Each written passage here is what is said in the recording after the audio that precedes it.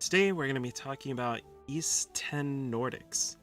It is the latest in the East series, and don't get your hopes up quite yet. It is not actually on sale in North America. It is on sale in Japan, so it's not out yet. But we're looking at the Japanese website because it looks fantastic, and it has a lot more information than the North American version of the website. I don't think there is a North American version of the website.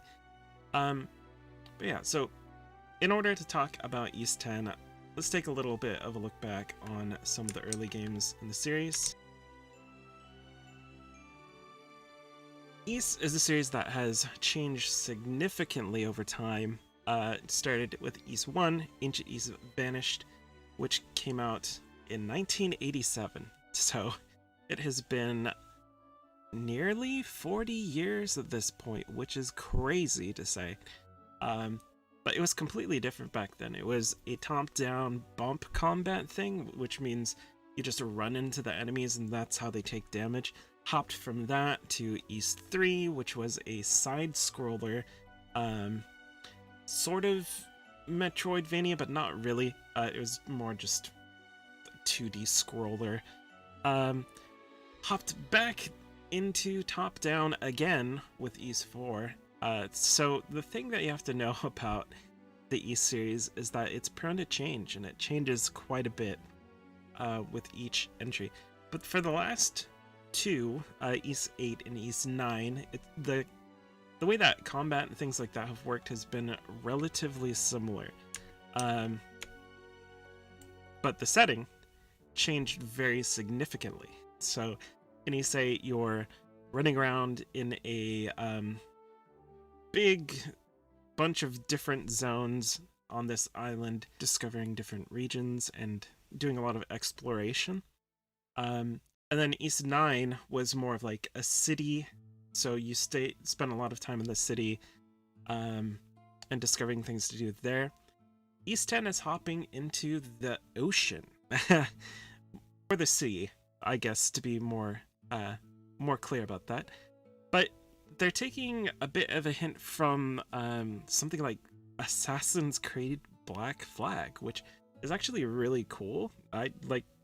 That's an awesome game, so why not do it in the East series? I have no problem with that whatsoever. So the setting is going to be in the Northern Sea, Obelia Bay. There are a bunch of islands, so you're going to be going from island to island.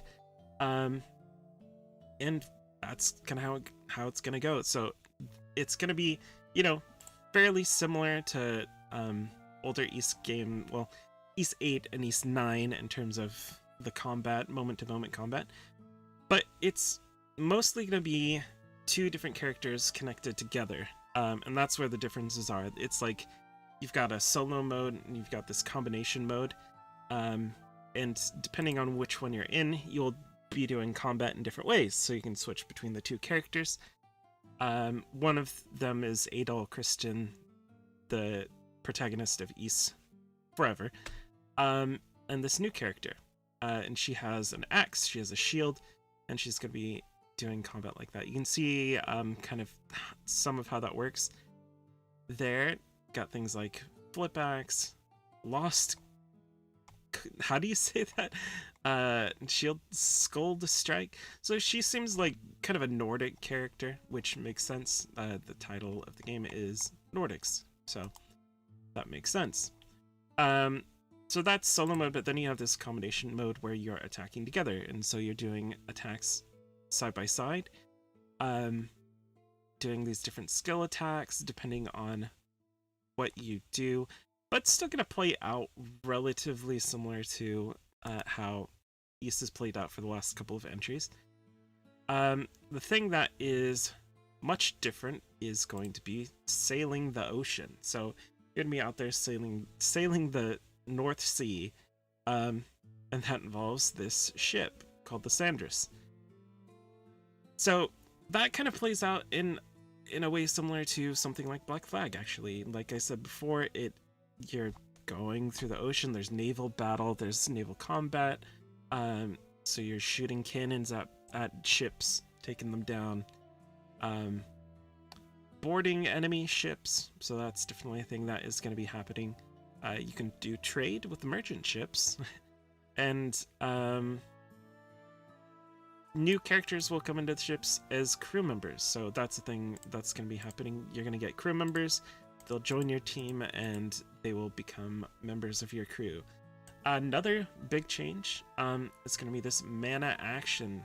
So mana action is just an ability that allows you to do things like, as you can see, skid around on these rails. So a thing that Ys has been doing for I'd say since like Oath and Falcona, it's had a lot of like vertical, it started having like verticality, and that's kind of expanded over time, and now it has this mana action. So you're gonna have the mana string, you're gonna be able to pull things, you're gonna be using that in like almost a Spider-Man like way, where you're jumping from place to place, pulling yourself, and then you also have this on rails thing that you're going to be doing, and this will be more clear when we look into the trailer.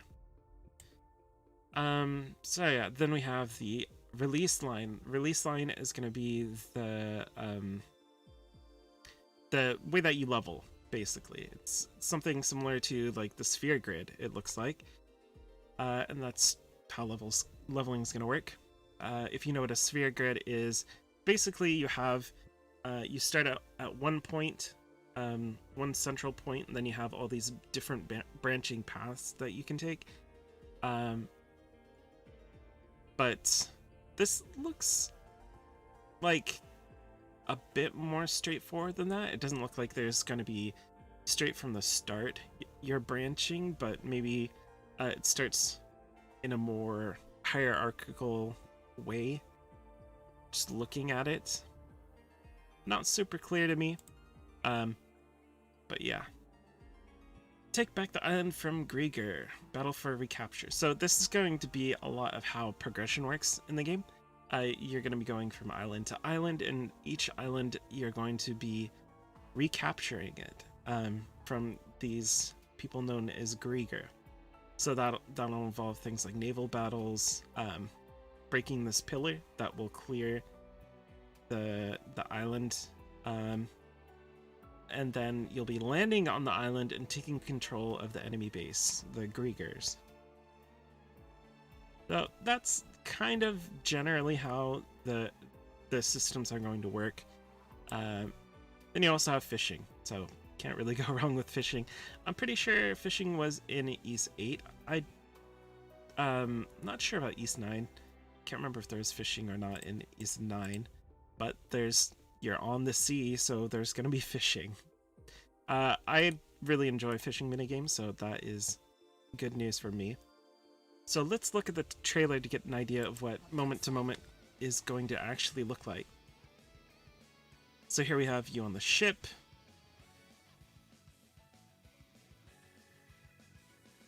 Looks like there's a boarding, so you're using your mana action to jump over to the other ship.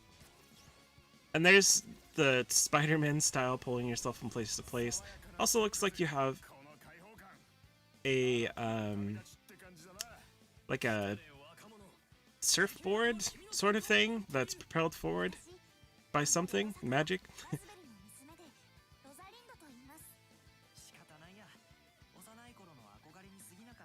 Here's some of the characters. So there's gonna be a port town of some sort that burns to the ground, apparently.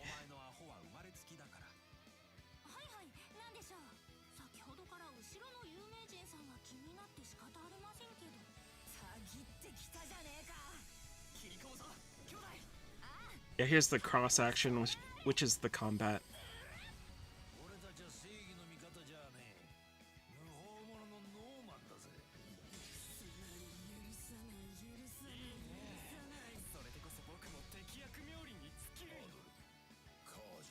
And there's the Griegers.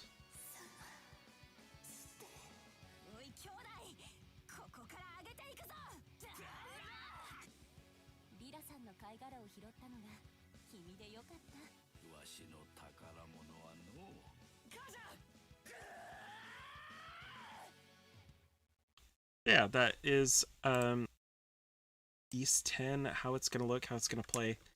Um, we did get a little bit more of the game just because it's already released in Japan, so you can already see how it plays and see actual gameplay and see what the scores are. Famitsu scored it 8899, so 34 out of 40, which lines it up with Lacrimosa of Dana East 8. They gave East 9 a bit of a higher score, just barely kind of eked it out there. Yeah, that is East 10 Nordics. So that is kind of up in the air, unfortunately, when exactly that's going to be coming out for us in North America. There hasn't been any date, but lining up from what it's been in the past, a lot of the time it takes like a year, so we should be getting something within the next 6 months telling us when this game will be coming out in the West.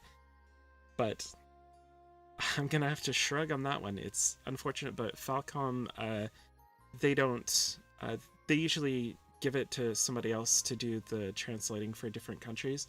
So, yeah, English is gonna be a bit, unfortunately, it is not gonna be super soon, I don't think. Within the next couple months, I wouldn't put any money on that. I would say 6 to 9 months, probably. Well, at the very least, know when it's coming out, and then usually like a year from the date that it came out in Japan is kind of a safe bet.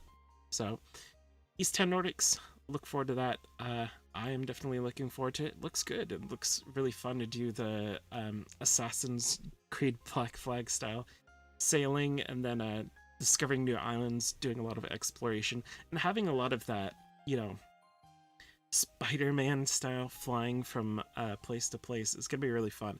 I think movement is going to be huge in this game. It was for the last couple of games where there's a lot of like really interesting movement that you can do. So it's kind of been an East thing for a long time, right? But yeah, this just amps it up to the next level, doing all this surfboarding. So I'm looking forward to it. East 10 on sale in Japan. So if you know Japanese, you can get it right now, but for everyone else, you're gonna have to wait.